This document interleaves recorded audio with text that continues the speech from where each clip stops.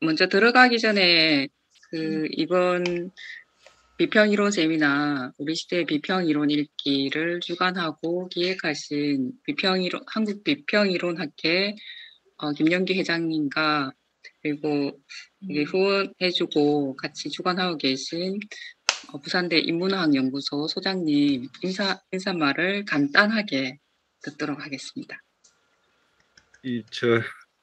인사말이라는 게 이상한 것 같습니다.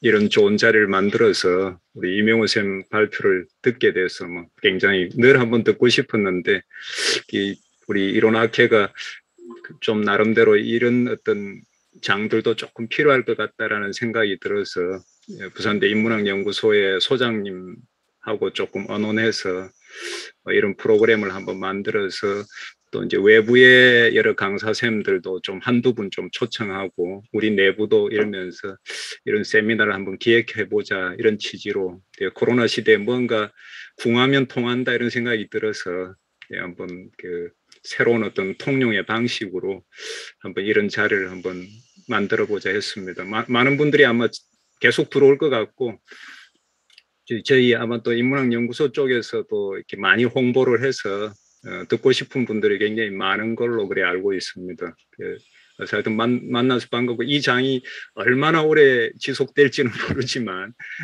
이 장이 지속되는 한 계속 이렇게 많이 관심을 기울여주면 고맙겠습니다. 저는 이 정도로 하겠습니다. 네, 감사합니다. 예, 이효석 선생님. 예, 방금 소개받은 부산대학교 인문화연구소 소장 이효석입니다. 얼굴이 너무 크게 나옵니다. 아, 그렇습니까? 예. 먼저 한국 지성계를 대표하는 비평이론학회 회원님들과 함께 이번 행사를 진행할 수 있게 된 점을 저 개인적인 뿐만 아니라 연구소 입장에서도 영광스럽게 생각합니다. 저희 인문학연구소가 이번 학술 행사에 동참하게 된 데에는 몇 가지 이유가 있습니다. 첫째는 저희 연구소와 비평이론학회가 맺고 있는 오랜 인연입니다. 과거 10여 년 동안 크고 작은 학술 대회, 콜로퀴움, 세미나, 특강 뿐만 아니라 저희 연구소가 출판하는 저역서 출판에도 회원님들이 많은 도움을 받아왔습니다. 둘째, 저 역시 학회 회원으로서 학회에 조금이라도 기여하고 싶은 마음이 있었기 때문입니다. 세 번째가 가장 중요한 이유인데요. 저희 연구소는 이런 한국 비평과 이론을 대표하는 여러 학자들을 모시고 부산대학교의 인문학 동료 선후배, 그 다음에 인문학자들 일반과 함께 이런 신선한 지식과 또 깊은 지혜를 공유하고 싶은 마음이 컸기 때문입니다. 끝으로 이번 행사를 준비하는데 많은 노력과 그런 결실을 맺게 해주신 회장님, 김용규 회장님과 또 최성희 총무님께 감사의 말씀을 드립니다. 예, 감사합니다. 예, 그럼 마이크를 넘기도록 하겠습니다. 예. 네, 좋은 말씀 감사합니다. 인문학연구소에서 물심양면으로 지원해 주셔서 저희가 이제 이렇게 세미나를 조금 더 확대해서 공개적으로 개최할 수 있게 된 것 같습니다. 그러면 이제 발표자이신 이명호 선생님 발표가 있을 텐데 이명호 선생님이 지금 발표문을 올려놓으셨거든요. 그래서 지금 이게 인쇄 가능하신 분은 인쇄해서 같이 보시면 좋지 않을까 싶습니다. 이명호 선생님 소개를 잠시 하자면 전 비평이론학회 전 회장님이시고 현재 경희대학교 글로벌 커뮤니케이션 학부 영미문화 전공 교수로 계십니다. 그리고 글로벌 인문학술원 원장 감정문화 연구소장이시기도 하고요. 최근에 이제 누가 안티고네를 두려워하는가, 그 다음에 유토피아의 기한이라는 책을 내셨고 지금 오늘 발표하게 될 식물의 자유를 공력으로 내셨습니다. 네, 짧게 이렇게 소개를 대신하고 바로 이명호 선생님 발표를 들어보도록 할까요? 네, 소개해 주셔서 감사하고요. 사실 오늘 이 행사에 이제 두 앞에 인사말 해주신 두 분 선생님들이 모두 다 이제 부산대 소속이시고 또 미평일원학회 회장님이면서 또 회원이시고 또 소개해 주시는 우리 최상희 교수님도 부산대학교 계시고 이래서 다 아시겠지만 미평일원학회는 부산대가 없으면 무너지는 학교라는 것이 명실상부하게 오늘 이제 다 드러나는 것 같습니다. 아무튼 예, 감사드리고요. 아마 지금 지난 벌써 2년이 되어가고 있는 시점에 코로나 때문에 많은 학회들이 처음에는 굉장히 새로운 상황 때문에 어떻게 학술 활동을 해야 되는지 또 그것을 어떻게 공유해야 되는지 이런 것 때문에 당황스럽게 그런 상황에 맞이하다가 최근에는 이렇게 온라인 공유의 방식이라는 것도 굉장히 유효한 방식이다. 이런 것을 점차 알아가는 과정에 있는 것 같습니다. 그래서 우리 김용규 현 회장님이 이런 과정에서 시공간의 압축이라는 것이 일어나는 이런 좀 새로운 환경에 맞춰서 지식의 공유라는 것을 학회 차원에서 해보면 좋겠다 이렇게 제안을 하셨고 앞으로 몇 번에 걸쳐서 그런 강연이라기보다는 이제 나눔의 시간과 공간 이런 것들을 가지게 될 텐데 오늘은 제가 그 전에 이제 책을 하나 번역을 했다라는 오로지 그 이유로 오늘 이 책을 함께 나누어보는 그런 시간을 가지게 되었습니다. 네, 바로 이제 제가 최상희 우리 선생님한테 대체로 이제 듣기로는 오늘 강의 제가 하는 제 얘기가 한 1시간 15분에서 30분 사이 그 정도로 하고 그 다음에 여러 선생님들의 이제 의견을 받는 그런 시간 합쳐서 한 2시간 반 정도로 그렇게 예정이 되어 있는 것 같아서 가급적이면 그 시간을 잘 맞출 수 있도록 그렇게 하겠습니다. 예, 천천히 해주시면 되겠습니다. 한 4시 15분이나 20분 정도까지 시간 넉넉하게 잡으시고 하시면 되겠습니다. 예, 알겠습니다. 처음엔 넉넉하다고 했는데 하다가 보면 늘 좀 쫓겨가지고 시간 조정하는 게 생각처럼 잘 안 쉬어서 아무튼 제가 이제 하는 데까지 해보도록 하겠습니다. 이제 제목을 성차 이론과 생명윤리 이렇게 뽑았고요. 제가 오늘 좀 다루려고 하는 책이 루스 이리가레와 마이클 머더가 이제 같이 쓴 식물의 사유라는 책인데 그 하단에 보면 이게 이리가레는 프랑스 사람이고 마이클 머더는 좀 이 사람은 출생은 러시아에서 했는데 캐나다로 이민을 갔고 뉴욕 대학에서 철학 공부를 하고 지금은 포르투갈에 있는 사람이라서 스페니쉬하고 잉글리시를 다 쓰는 그런 사람입니다. 근데 이 책 오리지널 책 Through Vestal Being이라는 이 책은 영어로 이렇게 출판이 되었어요. 이게 프랑스어나 아니면 스페인어로 첫 출판됐다가 그게 영어로 번역됐다면 아마 제가 번역하겠다라는 엄두를 내지 않았을 텐데 이게 애초에 오리지널 랭귀지가 영어이기 때문에 번역을 이제 생각해봤고 이 책이 아주 제가 우연한 기회에 이 책을 만나게 됐는데요. 이리가레에 대한 최근에 제가 좀 관심을 갖게 됐어요. 그전에도 프랑스의 3대 성차 페미니스트 이론가 해서 우리가 이제 1990년대 한국의 학계나 특히 문학계에서 많이 소개되기도 했죠. 이리가레, 그 다음에 크리스테브와 그 다음에 스수, 흔히 삼두마차 이렇게 얘기하는데 실제로 한국의 학계에서 많이 소개된 사람은 크리스테브였던 것 같아요. 이리가레는 이름은 많이 거명이 되고 또 몇 개의 이제 짧은 저술이 번역되기는 했지만 제대로 읽혀지지 않았다라는 생각을 늘 해오고 있었고 아마 저도 돌이켜 생각해 보면 크리스테바에 대한 글은 한편 썼던 것 같아요. 그런데 본격 이리가레이로는 아직도 쓰고 있지를 못하고 있는 상황이고 그런데 크리스테바보다는 점점 더 이리가레한테 생각의 중심이 좀 옮아가는 저 자신을 발견하게 되었는데 왜 그럴까?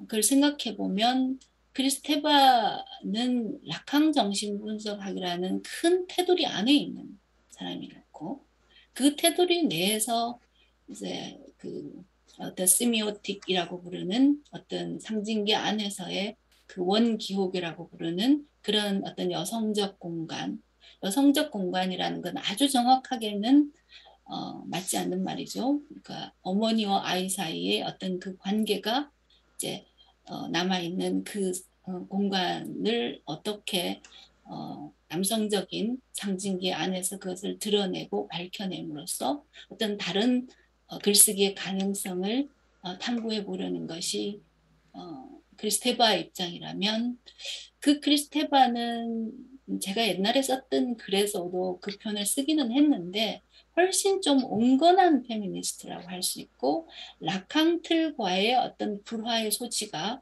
상대적으로 적은 그런 이론가였는데, 한국에서 락항 정신분석학과 이제 그에 따르는 여러 지적이라든지 이런 논의의 힘이 너무나 압도적이었기 때문에 그 락항 정신분석학과 정면으로 충돌하면서 그 이후로는 그것과 다른 자신의 행로를 걸어갔던 이리가레이가 국내에서 제대로 읽혀지지 않았다라는 생각을 하게 됐던 것 같아요.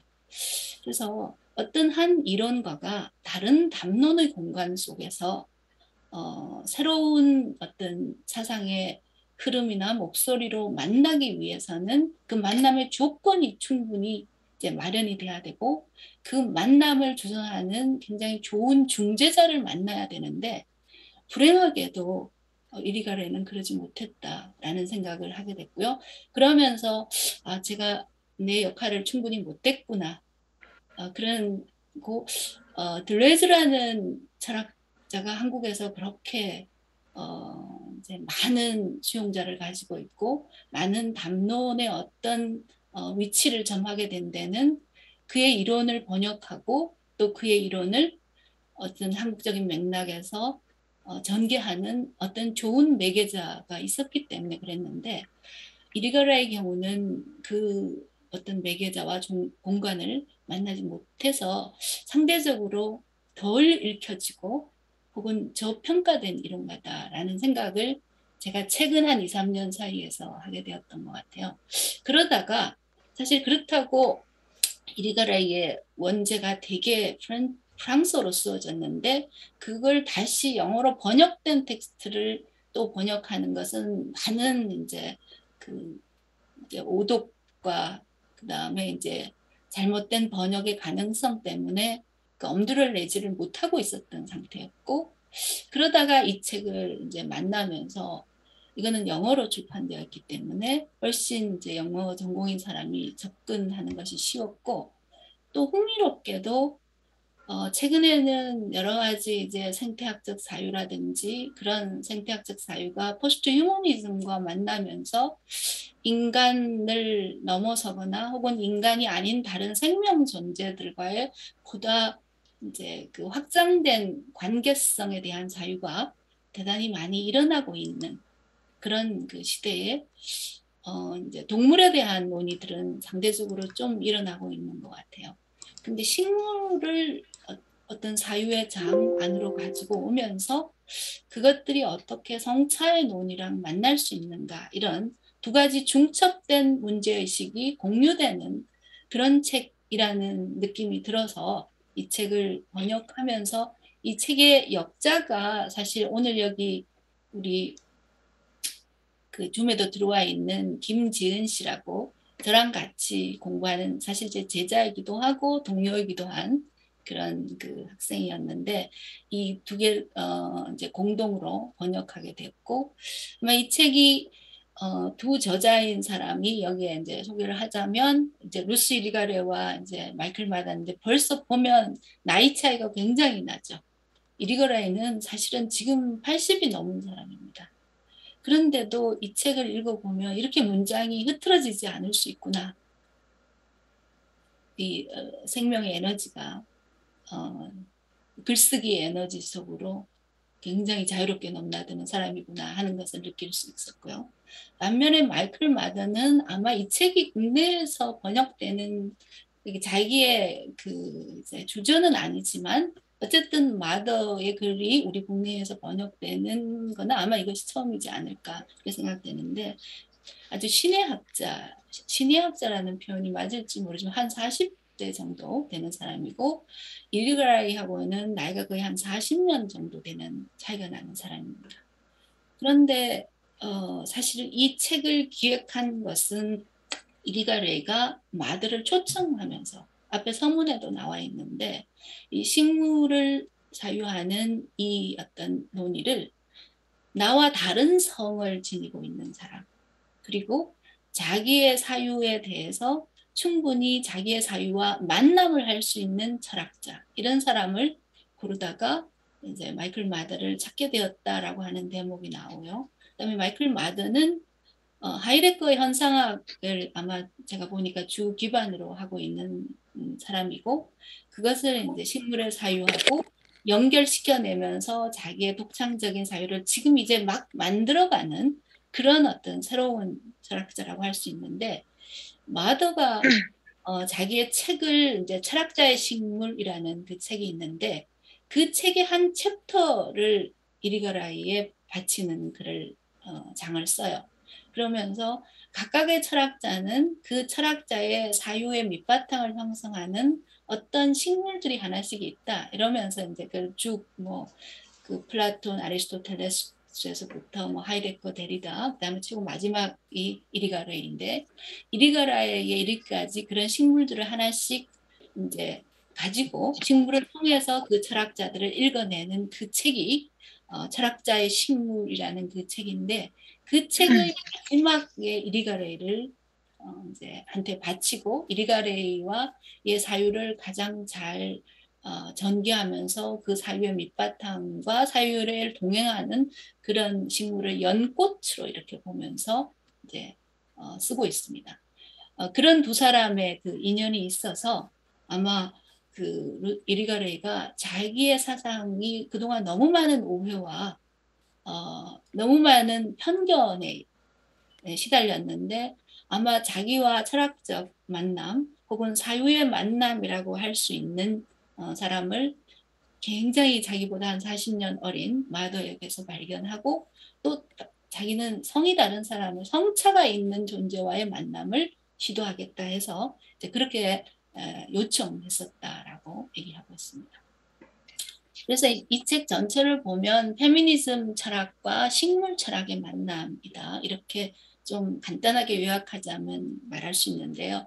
그래서 2013년 11월부터 2014년 말까지 1년에 걸쳐서 두 사람이 동일한 주제를 가지고 한 달에 한 번씩 편지를 주고받은 거예요. 그래서 뒤에 이제 제가 목차를 가지고 왔는데 어쨌든 이 두 사람이 나눈 서신 교환이 이제 이 책의 뼈대를 이루고 있는 거고요. 근데 그 서신 교환을 하는 공통의 어떤 그 문제의식 주제는 식물 존재라고 할 수 있겠죠.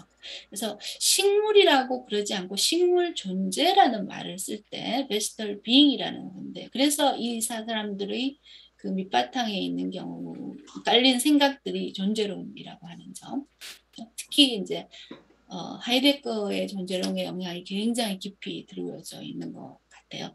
근데 제가 뭐 철학이 전공이 아니고 하이데거가 전공자가 아니기 때문에 제가 아는 만큼만 이제 그 이해할 수밖에 없긴 했지만 큰 틀에서 보면 하이데거의 그 존재론과 현상학이라고 하는 사상적 배경 하에서 이제 이 논의가 이루어지고 있는 것 같고요. 그래서 식물 존재를 통해서 서구 형이상학의 기저에 깔린 이분법을 넘어서는 어떤 다른 포스트 형이상학의 길이라고 부르는 것 그리고 그런 그 길을 어떤 생명의 윤리 이런 것과 연결시키고자 하는 것들이 이 책의 기본적 문제의식이다 이렇게 말을 할 수 있을 것 같아요. 그래서 책을 뭐 아직 안 읽으신 분들을 위해서 책의 구성을 제가 조금 소개해드리는 게 필요할 것 같아서 목차만 가지고 왔습니다. 이 목차를 보면 이제 거의 16개의 그 이제 챕터로 되어 있고 그 다음에 프롤로그와 에필로그가 있는데 여기 보면 제목들을 보면 1장이 식물 세계에서 피난처 찾기 이렇게 돼 있고 그 다음에 이제 생명을 망각한 문화 뭐 이게 쭉 가다가 그다음에 마지막에는 만물 사이에서 생명을 키우고 공유하기 이렇게 되어 있습니다. 그래서 생명, 라이프라고 하는 것이 가장 중심 키워드인 것을 알 수 있고요. 근데 이제 이 책의 목차에 이 똑같은 목차가 앞에 이리가레이 파트 하나 있고 그다음에 후반부에 마더 파트가 있어서 같은 주제를 가지고 먼저 이리가레이가 편지를 써요. 그러면 그 편지를 받고 마이클 마더가 답장을 쓰고 이런 방식으로 되어 있기 때문에 원래 이제 이 책을 기획할 때는 이 두 개가 서로 한 화면 안에 이렇게 그래프팅 되어 있다는 접목된 형체로 이렇게 병치되어 있는 그런 구성 방식을 이 두 사람이 원했는데 그게 이제 편집 그 기술상의 문제 때문에 출판사가 거부해가지고 결국은 그렇게 하지 못하고 굉장히 병렬적인 방식으로 진행될 수밖에 없었다 이렇게 얘기하는데 그래서 이 책을 읽는 방법은 이제 1번 읽었고 이리가라이가 식물 세계에서 피난처 찾기를 어떻게 쓰고 그것에 대한 마더의 응답이 무엇이고 그러면서 두 사람은 같은 주제에 대해서 어떤 부분이 공유하고 또 어떤 부분이 서로 다른 시각을 가지고 있는가 이렇게 읽는 방법도 한 가지 방법이 있을 수 있고요. 그게 제가 해보니까 좀 번거로워서 사실 우리가 이 리니어한 방식으로 생각하고 읽는데 너무 익숙해져 가지고 이제 왔다 갔다 하는 게 굉장히 불편하더라고요.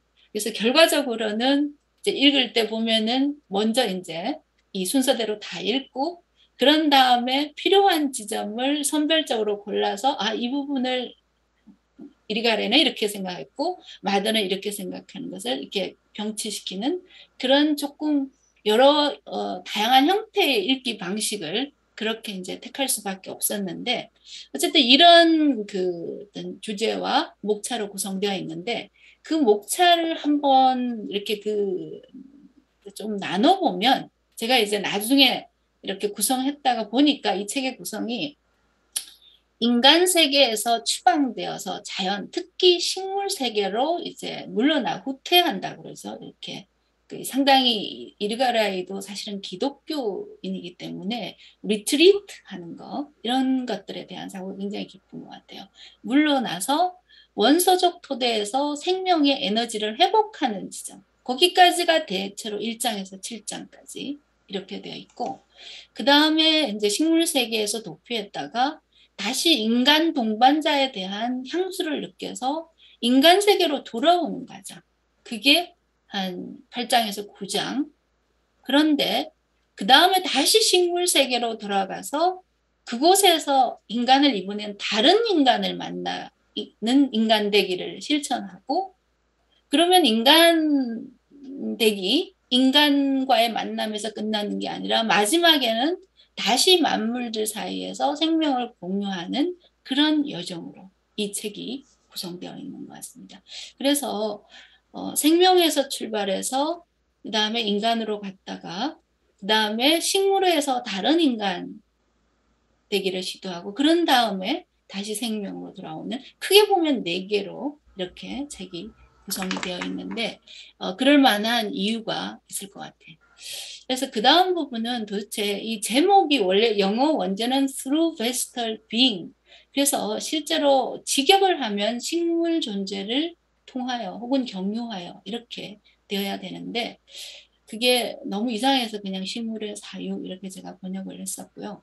근데 어쨌든 이 중심 그 키워드는 식물이잖아요. 식물 존재를 통해서 사유를 전개하는 건데 근데 왜 식물이고 또 왜 식물을 통해서 사유하는가라는 것이 가장 이 책의 어떤 중심적 질문일 것 같은데 그 식물을 얘기하기 전에 이제 이 두 사람이 소크라테스 이전의 그리스의 어떤 그 자연 철학이라고 하는 것 하이데거가 얘기했던 것 같은 그런 피시스로 돌아가는 그런 그 사유가 이 두 사람 모두가 공유하는 사유의 어떤 공통 지점인데 우리가 메타피직스 이렇게 할 때 그 피직스 얘기하는 거죠. 그래서 그리스어로 라틴어로 네이처라고 하는 게 나투라라고 그러는데 그 나투라와 달리 히라버적 의미에서의 자연이 피시스인데 그 이제 라틴어나 그 이후의 의미에서의 자연과 달리 소크라테스 이전의 그 피시스라는 자연이라는 그리스적 개념은 자연이 스스로 자라고 변화하고 생성하는 살아있는 물질이라는 그런 의미라고. 여기가 이 모든 생각의 출발점인 것 같아요. 그래서 이거는 물질이기 때문에 관념론이 아니라 유물론적 관점을 가지고 있고, 그 물질이 고정되어 있거나 죽어 있는 것이 아니라 스스로 변화하고 생성하는 살아있는 물질이라는 점에서 요즘 얘기하는 이제 그 생기론적 유물론이라고 하는 생각의 어떤 일단을 엿볼 수 있는 그런 생각을 가지고 있는데, 그렇다고 이 두 사람을 생기론적 유물론이다 뭐 이렇게까지 말할 필요는 없고요. 오히려 차라리 그냥 원소적 유물론이다. 저는 그렇게 엘리멘탈 머티리얼리즘이다. 그 뒤에 왜 원소적 유물론이나 얘기하는 부분 나오겠지만, 오히려 그 그리스 고대 소크라테스 이전의 그리스적인 사유 속에 남아 있는 어떤 그 이제 자연에 대한 생각, 이런 것들을 지금 오늘날 어떤 생명의 윤리를 길어낼 수 있는 어떤 원천으로 다시 읽어내는 그런 입장이고, 그 입장에서 가장 중심적인 게 바로 이 피시스 개념입니다. 그래서 자연이라고 하는 것이 스스로 자라고 변화하고 생성하고 살아있는 물질이면서 또 시간과 공간 속에 자신을 나타내는 존재 사건으로 이제 바라보고, 자신을 이건 현상학적 용어겠죠. 자신을 나타낸다라는 것은 나타나지 않음을 숨겨진 여분이나 잉여로 간직하고 있는, 그래서 다 드러나지 않는 어떤 나머지 부분을 간직하고 있는 어떤 존재가 끊임없이 생성하고 변화하는 것, 그것이 바로 피시스이고 자연이라는 건데, 그래서 인간이라는 이 존재는 또 다른 피시스와 마찬가지로 가장 그 핵심은 자라는 존재, 그로잉이라고 했습니다. 그래서 자신의 고유한 성장의 사건을 만들어가는 피시스의 일부라는 점을 인간이 받아들이고, 다른 피시스들과 공동으로 어떻게 관계를 맺으면서 생명을 지속시킬 것인가 라는 것이 우리 시대의 가장 중요한 화두가 되어야 한다라는 그런 생각을 가지고 있습니다. 그러면서 이제 피톤, 우리가 피톤 하면은 굉장히 익숙한 말이죠. 피톤치드라고 해가지고 산에 가면, 숲에 가면은 피톤치드가 많이 나와서 굉장히 건강에 좋다 할 때 그때 피톤입니다. 그래서 그 피톤이라는 말이 식물이라는 그 히라보의 뜻인데, 앞에 있는 피시스하고 어근이 비슷하죠. 그래서 이 피톤은 피시스의 원형을 보여주는 것이자 피시스의 하나의 축소판으로서의 피톤을 바라보고, 그래서 자연이라는 존재의 어떤 원형적 모습을 식물성에서 찾는 것이 이제 이 책의 공통적인 문제의식이라고 할 수 있습니다. 그런데 이제 보통 생명의 원소적 형상을 고대 그리스인들은 4개가 있다고 그랬죠. 사원소설. 굉장히 참 아련한 기억을 떠올리는, 우리 고등학교 때 배웠었잖아요. 이제 사원소설을 주창한 사람이 누구였고 그랬는데, 그 사원소, 물, 불, 흙, 공기라고 하는 4개 원소 중에서 인도의 자이나교에서는 식물을 제5원소, 엘리먼트라고 부르기도 한다고 합니다. 그래서 그만큼 중요한 생명의 어떤 그 터전이자 근거, 그리고 생명의 활동으로서 식물을 바라보는 그런 입장을 취하고 있습니다. 그래서 이제 식물의 세계라고 하는 것은 이 두 사람이 이제 공통으로 공유하기도 하는 부분을 좀 먼저 말씀을 드리고, 그 다음에 서로가 갈라진다기보다는 서로가 고유하게 더 특화된 형태로 발전시키는 지점의 경우는 이제 그 각각의 이름을 제가 알리면서 설명을 드릴 텐데, 식물의 세계를 바라보는 건 두 사람이 이제 공통적으로 가지고 있는데, 이제 이 사람들이 공통으로 원소로 이제 돌아가는데, 이 4개 원소라는 말이 영어로는 element이고, elementary 하면은 가장 기본적인 것, 가장 중요한 것, 이런 뜻이 있잖아요. 그죠? 그래서 이 네 개 물과 불과 공기와 흙은 모든 생명의 토도이자 근거 물질이다. 이렇게 얘기를 하고 있어. 그래서 물질이기 때문에 유물론이고 다른 모든 것들을 생성하게 하는 가장 원소적인 것이라는 점에서 그것으로 다시 돌아가는 그런 입장을 취한다는 점에서 이 두 사람을 원소적 유물론자다 이렇게 부를 수 있고 실제로 이렇게 부르는 사람들이 일부 있는 것으로 알고 있습니다. 그런데 이제 원소 엘리먼트라고 하는 것은 정적이지 않고 운동하고 변화하는 존재들이고 우리가 흔히 물과 불과 공기와 흙은 무생물이라고 하기 때문에 죽어 있다고 생각하고 고정되어 있고 그렇다고 하는데 그렇지 않고 이제 운동하고 변화하는 다이내믹한 존재로 이 원소를 바라보고 있고 그리고 식물은 이 사원소와의 연결을 가장 본원적으로 유지하고 있는 살아있는 존재라고 보고요.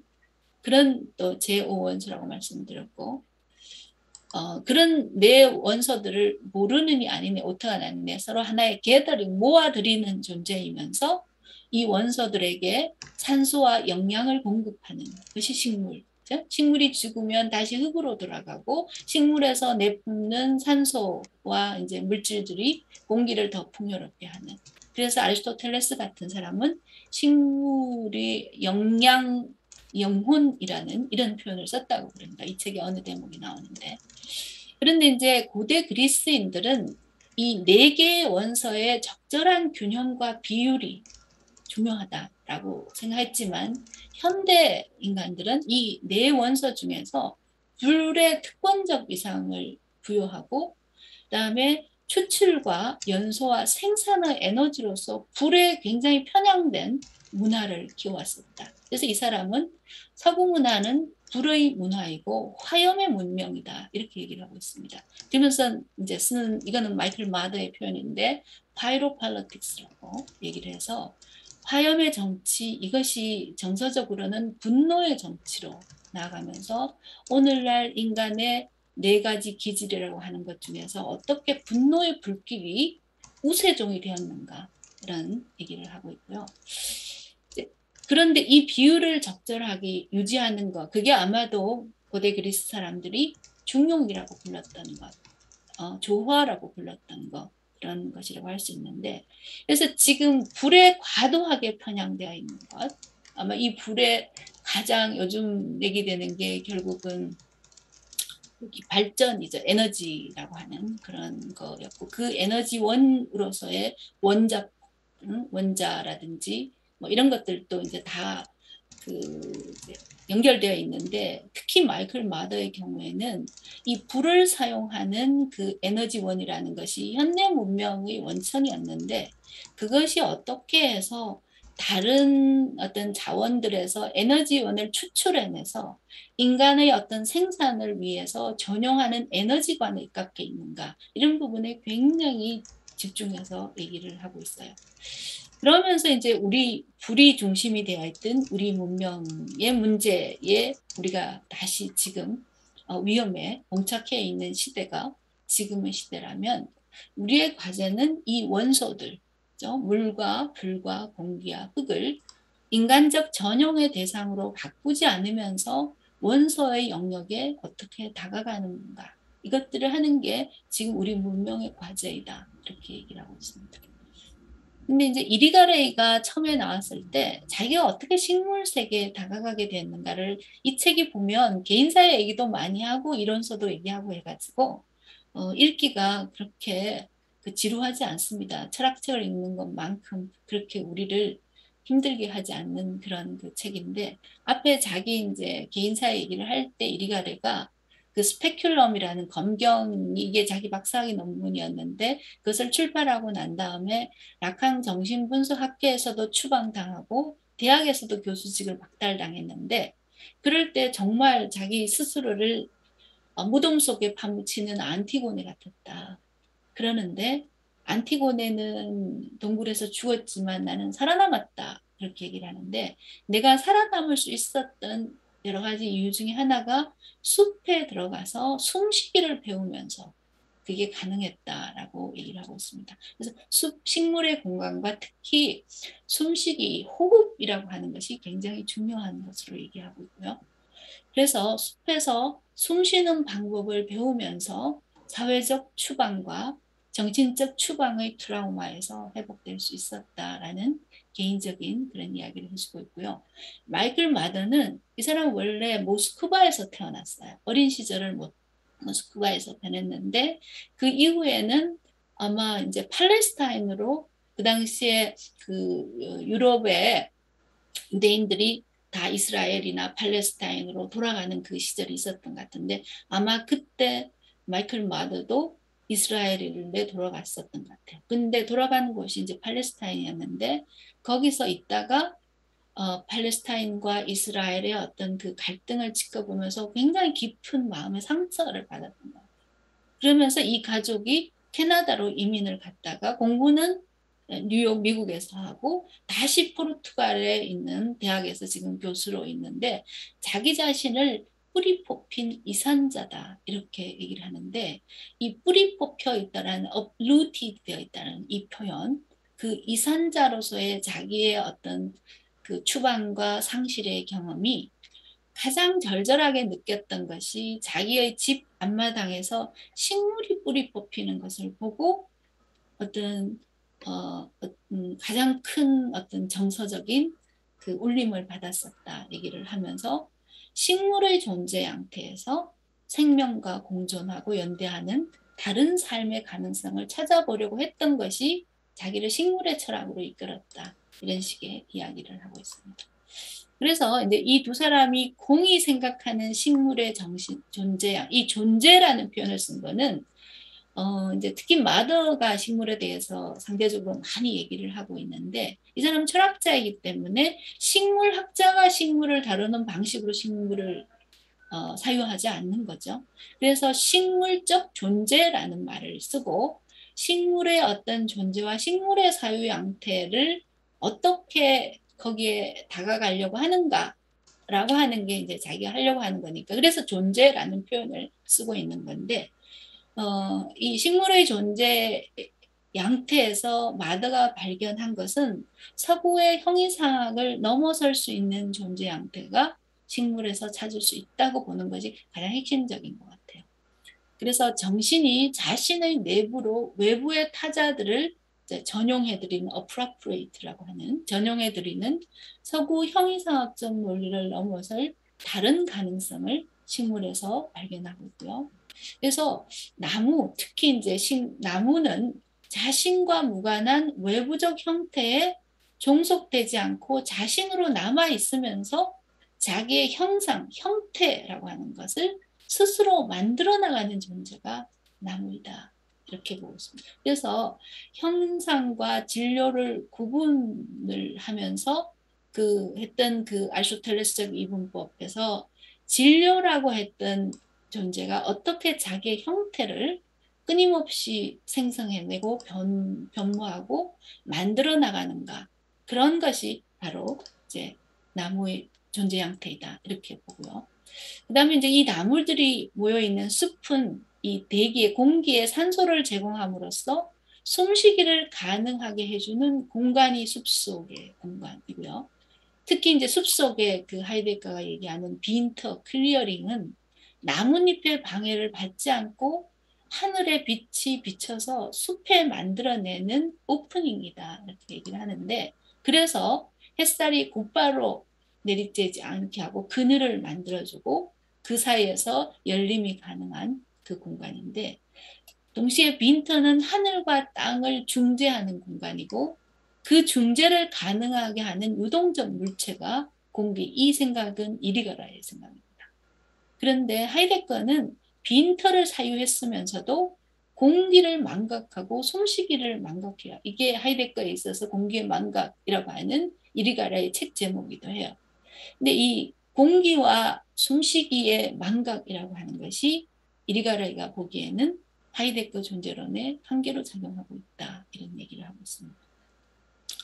그 다음에 이제 하나가 아닌 식물인데 이 표현은 마이클 마더가 쓴 표현입니다. 이 표현을 보면 이제 이게 그 이리가라이가 하나가 아닌 성, this sex which is not one이라고 하는 그 책 제목에 대한 리스폰스라는 것을 알 수가 있죠. 그래서 the plant which is not one 했을 때 one 이 하나라고 하는 일자와 동일성의 사유에 대한 어떤 다른 그것과 다른 어떤 가능성의 존재 양태로서 식물을 보고 있는데요.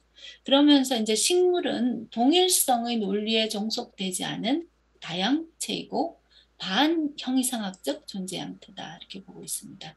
그래서 식물은 전체의 요구에 종속된 기관들로 이루어진 살아있는 총체가 아닙니다. 각각의 부분은 서로와 더불어 자라면서 자신의 독립성을 유지하고 서로로부터 떨어져 나옵니다. 우리 인간의 더불어 성장이 각각의 부분이 남김없이 용해되어 전체와 융합되는 함정을 피하려면 이런 식물의 방식에 의거해서 사유되어야 합니다. 식물로부터 배워야 할 것. 나중에 보면 마이클 마더는 철학을 승화된 식물의 사유이다 이렇게 읽어내고 있고요.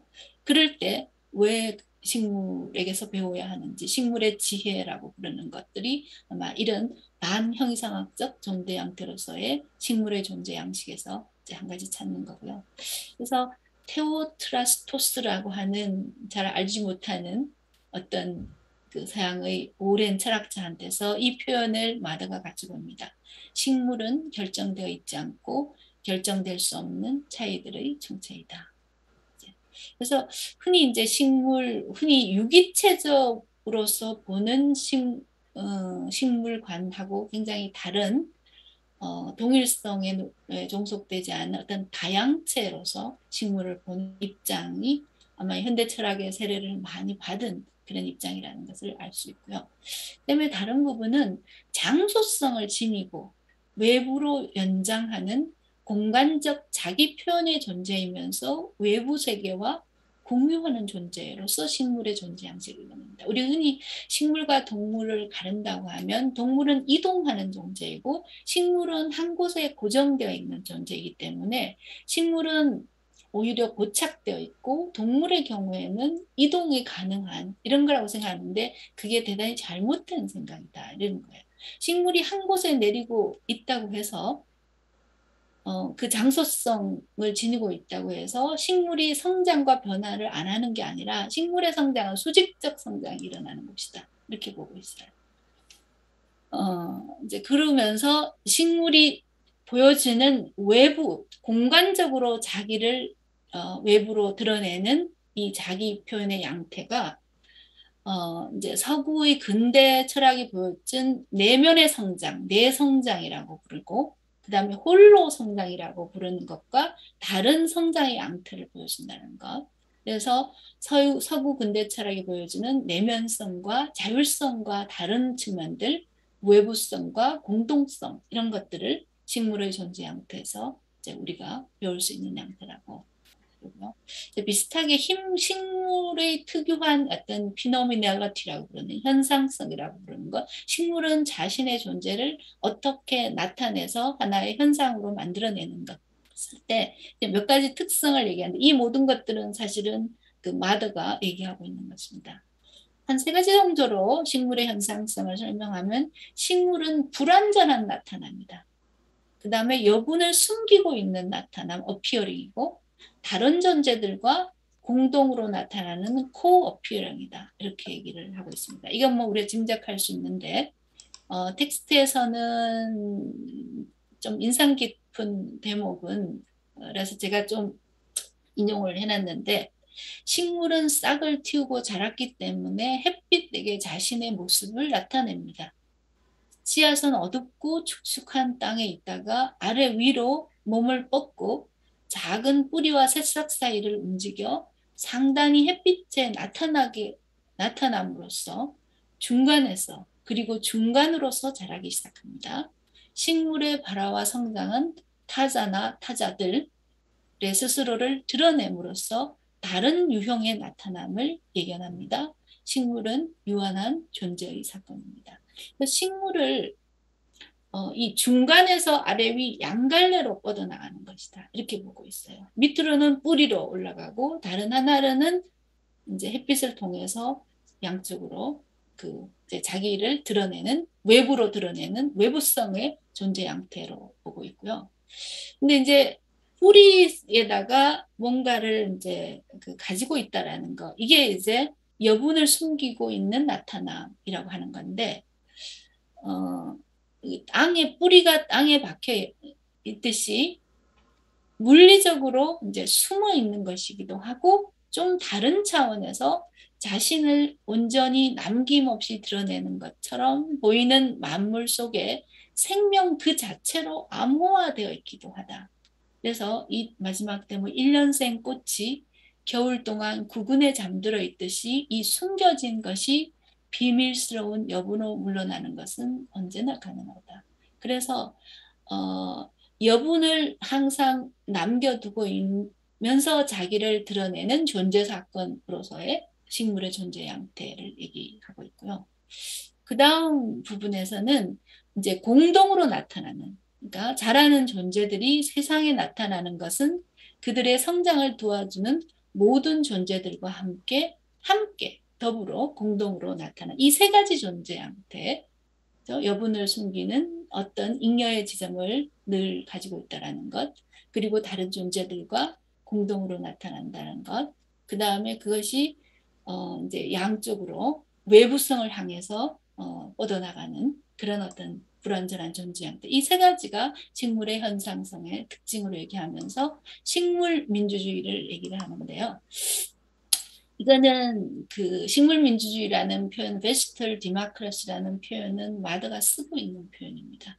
그래서 그 다른 어떤 짧은 한 글에서 인용한 대목을 이 책에서도 자기가 그대로 인용할 수 있을 정도로 이제 식물민주주의를 얘기할 때 아마 중요하게 생각되는 거라서 저도 그대로 이제 인용을 해봤는데요. 그래서 하나가 아닌 식물은 혼자서 자라지 않기 때문에 타자와 함께 자랍니다. 타자와 더불어 존재하는 것은 어떤 경우에도 홀로 존재하지 않는 식물 존재에게서 비초월적으로 가능합니다. 더불어 자라는 것은 무엇이 없이 자라는 것, 그래서 without이라고 얘기해요. 무엇이 없이 자라는 것의 표현, 즉 식물의 통일성과 동일성의 부재를 무한히 대리 보충하는 연쇄회로의 표현입니다. 더불어 자라는 것이 진정으로 없이 자라는 것, 이거는 형이상학적 본질이나 이런 것이 없이 자란다는 그런 의미에서 데리다의 그 산종이라는 표현을 가지고 나옵니다. dissemination이라는 산종, 근원에서 근원과 하나가 아니라는 것을 표현한다면 한편에서 분리된 별개의 단독적 존재처럼 보이는 것과 다른 한편으로는 존재들의 공동체, 이 둘로 이루어지는 성장의 결합은 전체화할 수 없는 다수성으로의 내재적 분열로 이해되어야 합니다. 흩어지지 않는 더불어 성장은 없습니다. 이것이 식물 민주주의의 공리입니다. 이렇게 얘기를 하고 있습니다. 그래서 어떤 비동일성, 하나가 아닌 존재로서의 식물과 그리고 이제 더불어 성장하는 것, 이것이 식물 민주주의의 공리다, 이렇게 얘기하고 있는 대목이고요. 그다음 아까 부분에서 이제 제가 이제 숨쉬기, 공기, 이게 이리가라의 경우에는 하이데크한테 망각되어 있는 것이 이제 공기다라고 얘기를 했고, 자기가 락학 정신분석학회에서 추방되고 교수직에서 박탈되었을 때 어떻게 다시 살아날 수 있을까를 얘기하면서는 숲에 들어가서 숨쉬기, 호흡을 배우면서 자기는 살아남았다라고 얘기를 하는데, 이 책에서 굉장히 중요한 대목이 이 숨쉬기 부분이에요. 이게 이제 이리가라이가 실제로 요가를 배웠다고 합니다. 그래서 그 자기 요가 스승한테서 호흡법을 배우면서 인도 철학으로 이제 다가가게 됐고, 또 그걸 자기가 실제 이제 수행을 하면서 서양 철학을 어떤 넘어서는 다른 어떤 사유의 가능성, 이런 것들을 인도 철학에서 이제 발견할 때 가장 중요한 고리가 이 숨쉬기인데, 그래서 숨쉬기를 이 파트는 이리가레이 파트인데요. 이제 이리가레에게 인간은 어머니의 자궁에서 태어난 후 독립적 개체로 살아가기 위해서는 스스로 숨을 쉬어야 되는 존재. 숨쉬기가 첫 번째 인간이 생명 활동이라고 보는 거고요.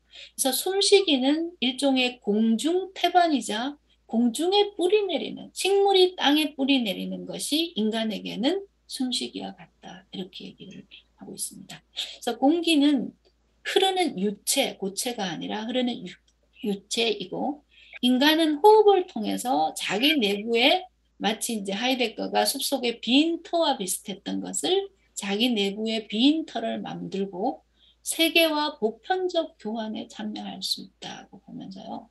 공기를 통한 보편적 교감은 세계와 하나가 되는 융합의 과정이 아니고 호흡은 안과 밖의 차이, 나와 타자의 차이를 유지하면서 공유하는 과정이다. 그래서 세계를 공유하는 행위가 가장 신체적 차원에서 일어나는 것이 호흡이라고 생각합니다. 그래서 호흡은 안과 밖 사이에 참된 공유가 일어나는 실체 활동으로서 우리가 들이쉬고 내쉬는 들숨과 날숨은 생명의 기본 리듬이라고 보고요. 인도의 요가 호흡법은 수행을 통해서 우리의 몸이 공기가 흐르는 관이 되고, 그리고 우리가 내는 그 숨쉬기가 식물에 닮으려고 하는 것이 인도 요가 호흡법이다. 이렇게 읽어냈습니다. 근데 그에 반해서 서구적 정신은 최대한 안으로 들이쉬기는 하되 밖으로 내쉬기를 하고 자기 안을 빵빵하게 키우는 그런 어프로프리에이션의 논리가 바로 서구적 정신의 호흡법이고, 그게 그 결과 우리 시대는 숨 쉬는 것 자체가 투쟁이 된 자폐적 알레르기의 문화가 된 시대이다. 이렇게 진단하고 있습니다. 근데 이리가라에는 공기는 또한 지상에서 하늘로, 육체에서 영혼으로 이동을 보장해주는 흐르는 유동적 원소로서 나중에 이리가라한테 굉장히 중요한 감각적 초월을 가능하게 해주는 하나의 이제 매개로서 공기를 바라보고 있습니다. 그래서 공기는 우리의 그 이제 메시지를 전달하는 매개체이면서도 우리 눈에 보이지 않는 그런 물질이라고 얘기를 해서 이제 이리가레이가 인도 철학에서 삼매경 우리라고 하는 것을 이제 찾아냈는데요. 저도 좀 이 번역을 하다가 영어로 삼매 이렇게 돼 있어가지고 이게 뭐 대단한 말인 줄 알았어요. 근데 우리가 한국인의 일상 속에서 삼매경에 빠졌다 이런 말을 흔히 많이 쓰는 표현이잖아요. 그런데 이제 그 삼매경이라고 하는 것이 사실은 인도에서부터 온 것이었고, 그 삼매경을 이리가라이가 굉장히 새롭게 읽어내면서 이제 이 책에서도 많이 가져오고, 또 이리가라이 자신이 동양과 서양 사이라는 그 책에서도 자기가 왜 그 인도 철학으로 돌아갔는가, 특히 자이나교라든지 불교라든지, 그리고 그 붓다의 연꽃이라고 하는 것이 왜 자기한테 그렇게 중요한 어떤 상징으로 되었는가, 이런 것을 얘기하고 있는데, 여기서도 이 책에서도 삼매경 얘기를 하면서 이 삼매경이라고 하는 것은 어떤 그 엑스타스에 빠진 상태이잖아요. 그런데 그 삼매경은 감각과 영성이 결합된 깨달음이다. 이렇게 보고 있어요. 근데 이리가레이가 보기에 생명의 에너지는 본질적으로는 성적 에너지라고 해요. 그래서 섹슈얼 디퍼런스 논의할 때 뒤에도 나오겠지만 이 성적 에너지가 생명 에너지 그 자체이기 때문에 그 이후의 사회 문화적인 여러 부분을 가능하게 하지만은 아주 가장 원초적 에너지는 성적 에너지라고 보는 입장인데, 서양의 문화에서의 섹슈얼리티, 성이라고 하는 것은 영적인 생성과 경유가 일어나지 않는 위반의 형태, 트랜스그레션의 형태로만 성을 바라보는 데 많고, 그리고 성과 성적 관계를 투쟁의 관계, 위반의 관계로서만 바라보지 신체와 영혼의 공유로 바라보지를 못하고 있다. 이거는 프로이트 정신분석학에 대해서도 이리가라이가 후기 이리가라이가 특히 가지고 있는 생각입니다. 근데 이와 달리 인도 문명, 특히 이제 카마수트라, 여기 제가 이제 그 신전의 이 모습들, 그 성교하는 것들을 사원의 신전에 이렇게 다 이렇게 드러내놓고 있는 문화잖아요. 그래서 이제 인도 문명에서는 성이라고 하는 것을 자연적 에너지와 영적 에너지를 분리시키지 않고 양자가 소통하고 공유하는 그런 것으로 바라보는 문화가 가능했던 문화가 인도 문화다. 이렇게 읽어내고 있습니다.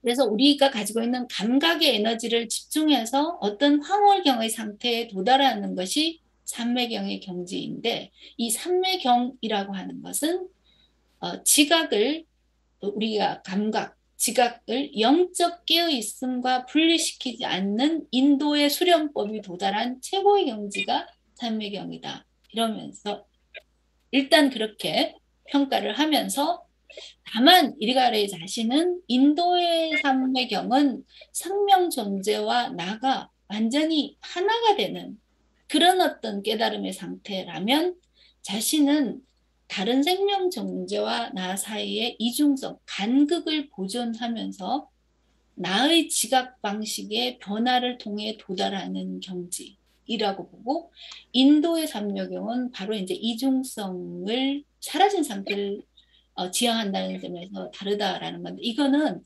나중에 이리가라이가 자기가 왜 성차라고 하는 것, 둘이라고 하는, 하나가 아닌 존재, 둘이라고 하는 것을 이제 유지하려고 하는 것과도 연결되어 있습니다.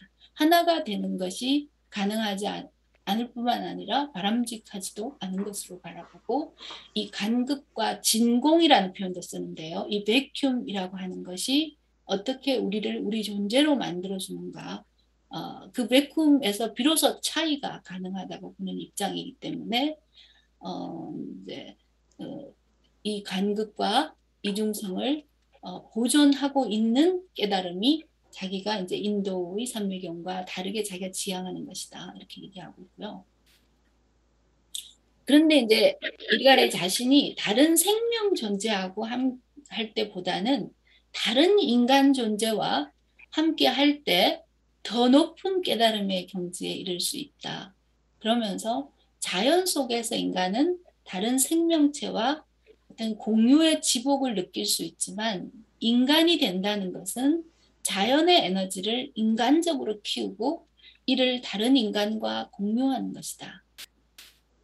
그래서 아까 책의 목차를 할 때도 자연으로 피난 갔다가 다시 인간에게 돌아오는 과정이 필요하고, 그때 돌아오는 인간은 아직 제대로 인간을 만나지 못했기 때문에 다시 자연으로 들어가서 다르게 인간을 만나는 과정을 거쳐야 되는 거죠.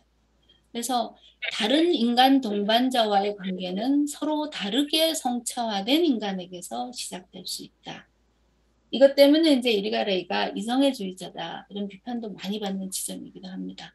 근데 이제 성차, sexual difference라고 하는 것은 그 사이에 간극과 차이가 있는 존재를 만날 수 있는 첫 존재, 첫 관문이 성차이기 때문에 이리가라이는 하나가 아니기 위해서 둘을 건너뛸 수 없다고 생각하는 입장입니다.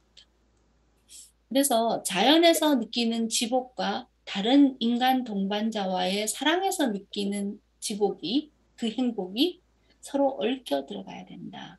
그래서 우리 다 자연으로 돌아가자, 자연에서 살자, 이런 입장은 아니고 인간으로 돌아와야 되고, 자연 옆에서 인간은 인간적 방식의 생성에 과제를 수행해내야 된다, 이런 입장을 취하고 있습니다. 그 다음에 조금 속도를 내야 되겠네요. 감각적 초월성과 성적 관계부는, 그래서 아까 이제 sensible transcendence라고 부르는 건데, 감각적 초월성이란 서로 다르게 성차화된 두 신체 사이에서 일어날 수 있는 것으로서, 인간적 상호성을 이루려면 자연의 에너지를 초월해야 되는데, 여기서 초월이란 감각을 이성으로, 관념으로 초월한다는 의미가 아니라 감각을 통해서 나와 다른 신체를 지닌 존재에게로 건너갈 수 있다는 것, 그게 감각적 초월이라고 그러고요.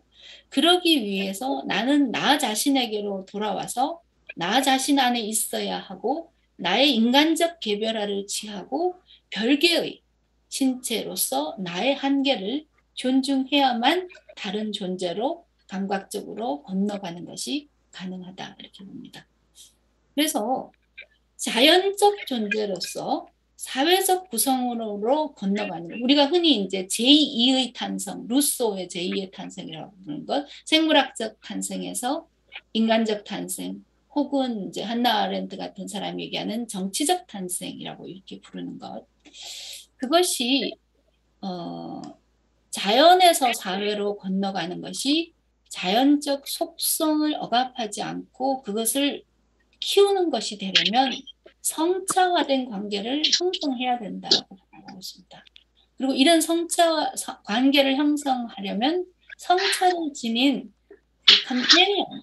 컴패니언, 동반자가 필요한데 서구의 형이상학을 넘어서려고 했던 니체는 여성 동반자의 필요성을 알고 있었지만 불행하게도 여성 동반자를 구하지는 못했다. 이분 되게 재미있는 대목이었어요. 아, 니체를 이렇게 말할 수도 있구나 하는 대목인데 그래서 진정으로 차이를 감각적으로 발견해내는 그 일이 니체의 자라투스트라는 거쳐가지 못했다. 이렇게 이리가라이는 읽고 있습니다.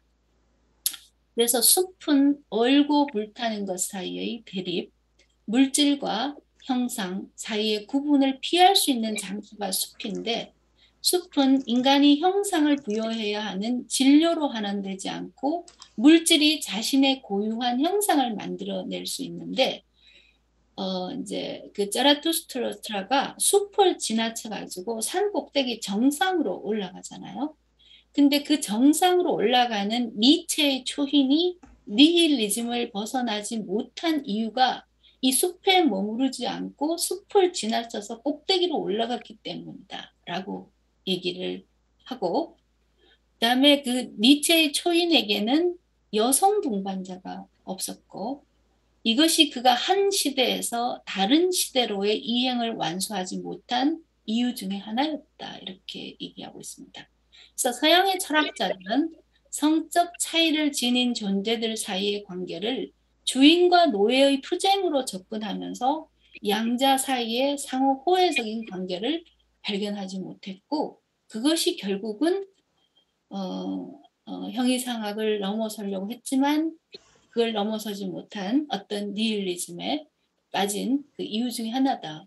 정말 나와 다른 성을 만나는 그 과정, 이것이 빠져 있을 때 나타나는 어떤 정신의 왜곡 이런 것들을 지적하고 있는.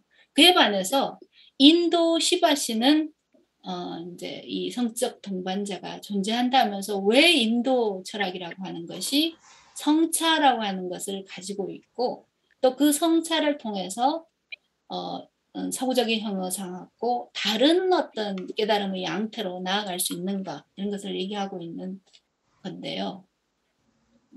그래서 시바 신이 니체가 실패한 새로운 시대로의 이행 가능성을 보여주는 신이라고 읽고 있습니다.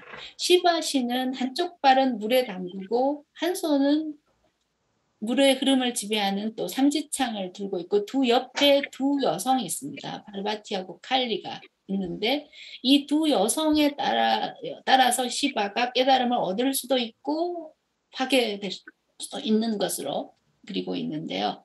그래서 성적 에너지와 욕망을 일깨우고 이를 관계 속에서 공유하는 것이 인간이 되는 길이지만 서양 문화는 특히 어렵고 반면에 이제 인도는 그것이 가능했었다. 이렇게 얘기해서 자기가 어떻게 동양적 사유로 나아갈 수밖에 없었느냐 이런 얘기를 하고 있습니다.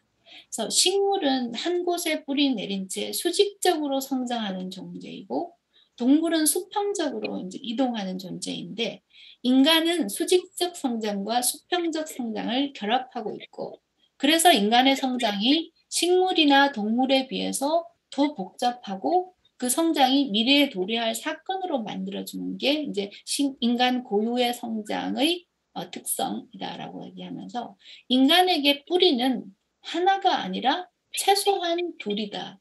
이렇게 리조움이잖아요. 리조움이라고 부르는 것이 최소한 둘이고 인간의 성장은 타자, 특히 자신과 성적으로 다른 타자와 얽혀 있는데 이 점에서 인간의 성장은 그 운동과 방향에 있어서 동물이나 식물보다도 더 혼성적이고 더 불안정하다 이렇게 읽어내고 있습니다. 그래서 이제 성차와 인간되기 부분에서 성차라고 하는 것이 영어로는 sexual difference, sexual difference 초창기에는 그렇게 영어로 번역되었는데 나중에 후기에 이리가레이가 sexual 이걸 쓰니까 이제 정신분석학이나 이런 쪽에서 쓰는 섹슈얼리티 개념하고 너무 이제 혼동이 돼서 그것과 좀 구분해내고 조금 더 광의에 자기가 생각하는 생명의 에너지로서 그 섹슈얼리티를 얘기하기 위해서 섹슈에이트 이 영어 표현을 씁니다. 그래서 이제 후기 이리가라의 성차를 얘기할 때는 영어 번역어가 섹슈얼 디퍼런스보다는 섹슈에이트 디퍼런스 이렇게 쓰고 있는데요. 이제 이 성차라고 하는 것은 우리가 흔히 이제 자연적으로 주어진 것이 섹스이고 문화적으로 구성된 것이 젠더다라는 것이 페미니즘의 일반적인 그 이분법적인 공리처럼 되어 있는데 이 두 개의 구분을 나누지 않으려고 하는 거예요. 그러니까 자연적인 것과 문화적인 것을 분리시키고 문화적인 것을 자연적인 것에 대립해서 구성해내는 관점이 굉장히 문제적인 것이고 그게 흔히 말하는 문화 구성주의, 담론 구성주의, 사회 구성론이라고 하는 관점이 결국은 자연을 대타화시키는 그런 입장이 페미니즘 내부에서 이제 다시 나타나는 것으로 보기 때문에 이 섹스와 젠더의 이분법을 폐지하려고 하는 게 이리가라의 입장입니다. 그래서 그것보다는 더 존재론적 차원에서 일어나는 성적 주체화 과정을 의미하는 것으로서 성적 존재가 되는 관계적, 심리적, 문화적, 신체적 측면을 모두 포괄합니다. 그래서 단순히 젠더만도 아니고 단순히 섹스만도 아니고 최근에 정말 이제 이런 부분은 자연과 문화의 연속체를 주장하는 최근에 많은 움직임하고 일가래의 성차로는 훨씬 더 만날 가능성이 많은 이론이라는 생각이 듭니다. 그래서 그 중에서 인간의 욕망, 특히 성적 욕망이라고 하는 것은 인간 되기를 이룩할 수 있는 생명의 에너지인데 욕망은 이제 식물처럼 수직적 방향이나 동물처럼 수평적 방향 따르지 않고 여러 다양한 멀티플라인 형태를 취할 수가 있고 자연이 우리에게 제공한 형태와 다른 형태를 취할 수도 있는 게 바로 이 욕망 그리고 그것과 연계된 사랑이라고 이렇게 보고 있는데요. 그래서 우리가 인간의 욕망을 키우려면 다른 인간 존재가 필요하고 다른 인간 존재와의 연결이 필요한데 그 욕망을 위해서는 인간은 하나가 아닌 최소한 둘, 잠재적으로는 여럿으로 존재해야 된다라는 생각을 가지고 있습니다. 그래서 인간은 원소들과 생명의 터전을 공유하면서도 인간 자신의 개별성에 도전을 해야 된다. 자연과 하나가 되자 이런 식의 이제 낭만주의적 생태주의자의 입장하고는 이제 이리가라에는 좀 다른 거죠. 그래서 자연은 진공, 베쿰을 혐오하지만 인간은 자연적 속성을 포기하지 않으면서 어떤 진공을 떠맡지 않을 수가 없다. 그래서 자연적 속성과 진공을 결합하는 것은 매우 어려운 일이라서 이 미결의 과제가 인간 되기를 방해하고 왜곡하고 있는데 헤겔을 비롯한 서양의 철학자들은 자연적 정체성과 이 부정성, 이 진공이라고 하는 걸 네거티비티라고 하는 것을 같이 양립하면서도 그것이 표현될 수 있는 논리를 발견하지 못했다고 이제 이리가라는 보고 있고요. 그리고 우리의 생성을 인간적 특성과 잠재력에 맞춰 형성하고 추구하려면 우리는 즉각적인 혹은 즉자적 성장을 미루고 어떤 공백에 직면해야 되는데 이 공백을 직면하는 처음이 바로 성차를 지닌 다른 존재. 왜냐하면 차이가 지녔다는 것은 거기에 하나로 동일하지 않고 거기에 간극이 존재한다는 거잖아요. 그래서 이 인간적 대기의 가장 필수불가결한 첫 번째 관문이 나와 다른 간극과 공백과 부정성을 지니고 있는 다른 성적 존재를 만나는 것이다 라고 생각합니다. 예. 그에 반해서 형이상학적 모델은 이 공백을 인간적 개별성과 발전의 조건으로 받아들이는 대신 이상, 아이디얼이죠. 혹은 관념을 통해서 세계에서 추방하는 방식을 취하는데 생명 존재의 역설은 공유하려면 떨어져 있어야 한다는 것이고 반면에 남성적 성욕은, 성적인 욕망은 이 공백을 받아들이는 대신 어떤 희생을 치르더라도 반드시 자기의 욕망을 만족시켜야 된다 하는 것으로 만들어낸다. 그 다음에 이제 안티고네 파트인데 지금 시간이 좀 많이 돼서 안티고네는 뭐 많이 나왔으니까 제가 넘어가도록 하겠습니다. 어쨌든 안티고네를 땅에 돌아가고 땅을 지키기 위해서 인간의 국가 질서에 그 맞서는 존재로 읽어내는 것이 이제 안티고네 읽기에 대한 이리가라의 기본 입장이고요.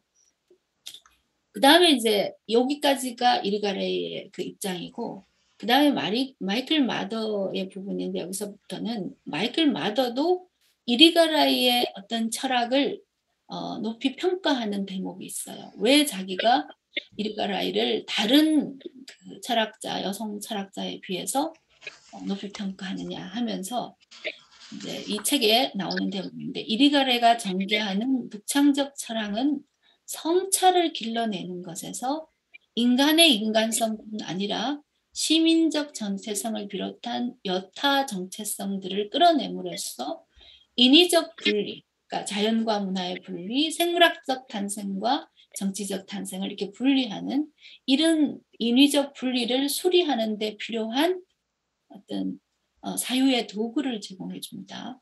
사유와 행위는 더 이상 자신을 우리가 태어나는 세계 위에 그 세계에 맞서 건설함으로써 자신의 권리를 주장하지 말아야 합니다.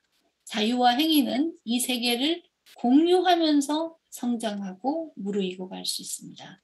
우리에게 생명을 주는 물체나 사람들과 트라우마적 단절을 일으키지 않고 영원히 땅 앞에서 비치며 땅에 기대고 있는 지속적 나타남이 존재할 것입니다. 이 대목은 이 단절을 중요시 여기는 자유 철학이 동물적 자유 양식이라고 말을 보고 있어요. 이거는 이제 정신분석에 대한 입장이기도 하고요. 그 이외에 루소나 그다음에 그 한나 아렌트처럼 생물학적 존재와 정치적인 존재 혹은 문화적 존재를 그 단절로 바라보면서 연속성을 잃어버리는 이런 것이 대단히 동물적 사유 방식이고 식물에게서는 그렇지 않은 존재의 양태인데 바로 그 단절이 아닌 지속의 어떤 중요성 이런 것들을 우리가 읽어내야 되고 그거는 앞서 이제 이리가레이가 어떻게 섹스와 젠더라는 것도 단절시키지 않으면서 그것의 어떤 상호 연속성과 상호 얽힘이라고 하는 부분을 읽어내는 부분을 굉장히 높이 평가하는 대목입니다. 그래서 자연 옆에서 이루는 인간 생성의 과제라고 했는데요. 그래서 제가 이제 제 역자 후기에서 이 책을 쓰면서 요약하면서 쓴 표현인데 그래서 그 자체로 하나의 생명의 왕국을 이루는 한 그루 나무와 그런 나무들과 풀들이 다른 생명체들과 함께 어우러져 자라는 숲에서 혹은 숲 옆에서 인간은 내부의 자연과 외부의 자연을 분리시키지 않고 생명의 원소적 토대를 이루는 이 네 원소, 햇빛과 공기와 물과 땅과 신체적 감각적 교감을 나누며 인간으로서 자신의 고유한 성장의 과제를 이루어낸다. 식물 앞에 하나 빠졌네요. 식물 존재주의에서 인간 사회와 정치 공동체가 무르익을 수 있다. 자연과의 분리에서 인간적 탄생을 찾지 않고 자신에게 주어진 자연적 속성을 문화적으로 키워내는 것이 인간 되기의 과제가 된다. 그래서 자연적 속성했을 때 속성을 흔히 이제 프로퍼티라고 하는데 그게 이제 되게 문제가 많다라고 이렇게 소유와 전용의 논리이고 본질론이라는 비판을 많이 받았는데 그래서 여기서 이리가레이는 belonging이라는 말을 씁니다. belonging은 어디 장소에 기속되면서 그 장소성 속에서 나한테 만들어지는 특성 그런 의미에서 이제 belonging인데요. 그 이제 프로퍼티하고 다른 개념으로서 쓰고 있는 거고 장소성이 굉장히 중요한 것으로 보고 있습니다. 그래서 문화라고 하는 것은 자연의 경작이 되어야 하지 자연으로부터의 분리나 단절 혹은 자연의 지배와 정복이 되어서는 안 된다. 이런 입장이고 그러면서 이제 이 아래에 있는 것은 마더가 쓴 표현입니다. 한 인간이 되는 것은 특별히 인간적이라고 여겨지는 생명의 내적 표현이 드러나고 그 과정에서 개별적 하나하나의 개별적 존재로서 우리 각자에서 그리고 인간으로서 인간에서 자기 자신이 되는 것이 인간 되기의 과정이다. 이렇게 얘기하고 있습니다. 마지막에 이제 철학을 승화된 식물의 사유라고 바라보고 철학은 이제 키케로가 얘기했던 쿨투라 아니미라고 바라보고 있는 입장인데요. 이제 키케로는 로마 사람이잖아요. 그리스 사람이 아니라. 그런데 키케로가 철학을 영혼의 배양이자 영혼의 경작. 우리가 이제 컬처라는 말을 문화라는 말을 많이 쓰는데 이 컬처라는 말이 원래 cultivating, 끌어내는 것, 경작하는 것 그렇게 보는 그 입장에서 자연 안에 주어져 있는 것들을 그걸 더 가꾸고 길러내고 경작하는 그게 문화이지 자연과 분리되어 있고 자연과 대립하는 어떤 것으로 문화를 바라보지 않는 그런 입장이 이 컬처라는 말에서 잡고 있습니다. 그래서 이 벌판이 아무리 유혹해도 경작하지 않으면 수확할 수 없듯이 정신도 배우지 않으면 마찬가지이다. 둘 가운데 하나는 다른 것이 없으면 빈약하다. 그러면서 철학은 영혼의 경작이다. 이 표현을 썼는데 이게 이제 지금 오늘날 철학의 모습, 철학의 양태가 되어야 한다라고 얘기하면서 마이클 마더가 밑에 덧붙이고 있는 부분이 영혼의 경작이라고 얘기했는데 그 영혼이 홀로 존재하는 영혼이 아니라 영혼은 살아있는 존재들 사이의 시공간에 걸쳐져 있습니다. 그래서 그것을 사이 영혼 이렇게 표현하기도 하는데요. 그래서 이 사이 영혼을 경작한다는 것은 살아있는 존재들을 서로 구분하는 시공간의 비동시적이며 헤테로토피아적 특수성이 유지되는 곳에서 살아있는 존재들 사이의 차이를 cultivate, 육성한다는 것을 의미합니다. 그래서 키운다는 것은 함께 일하는 모든 사이 영혼들이 자신의 고유한 잠재력과 조화를 이루며 최선의 방식으로 커나가는 것입니다. 그래서 오늘날 철학은 그런 의미에서 쿨투라 아니미로서의 역할이고 철학이라고 하는 것이 식물을 승화된 식물의 사유이다. 이거는 마이클 마더가 자기의 그 주저가라고 하는 게 플랜트 띵킹이라는 그 책인데 그 책의 마지막 결어의 제목이 철학 승화된 식물의 사유 이렇게 돼서 철학은 식물의 존재 양태를 담고 식물의 어떤 사유 방식에 다가가려고 하는 것 그렇게 하면서 인간의 영혼을 키워내는 쿨투라 아니미로서의 역할을 해야 하는 것 이렇게 이제 보고 있습니다. 예, 제가 시간을 좀 맞추려고 했는데 얼추 맞춘 것 같기는 합니다. 그래서 이 책에 대한 제가 이제 소개는 이 정도로 드리는 것으로 하고 여러분들의 이제 여러 가지 뭐 질문이나 코멘트 이런 것을 받도록 하겠습니다.